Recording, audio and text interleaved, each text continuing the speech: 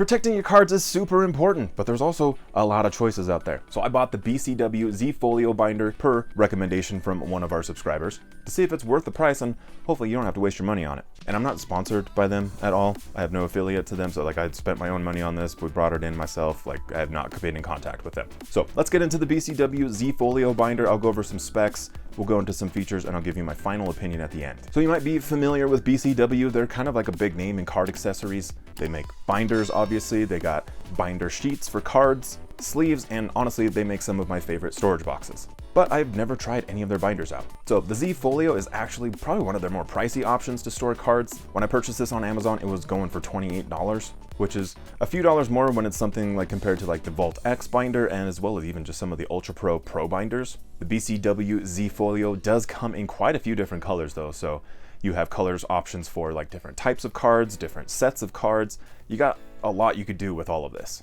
So I bought the 9-pocket page version. They also come in a 12-pocket page version, and the binder comes with 20 pre-installed pages that are both double-sided, and they're side-loading compartments, so I love that. It's a lot easier to kind of like slide your cards into without causing too much ruckus.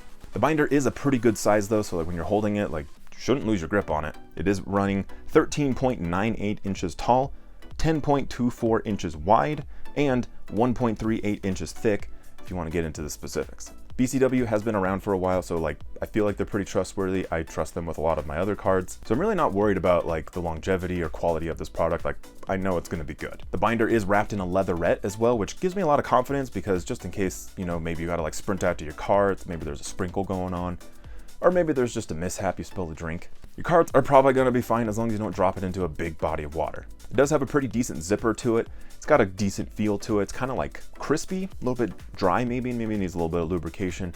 But because of that, the zipper's not going anywhere accidentally, so like that is kind of a big plus to it. But it does leave a bit of a gap on the top, like it can't seal all the way. So like I said, don't go like taking this thing into the bathtub. Don't like throw it off the side of a boat or anything. Like be mindful of that. The actual covers of the binder, they're also fairly rigid. There is a bit of flex to them though, but I also trust that they're not gonna just like fold in half. They're just definitely nowhere near as like sturdy and stable as the Vault X binder. Before we get into the final review, hit that like button, subscribe if you're getting some value out of this, and if you have questions about any other binders, make sure comment below, let me know.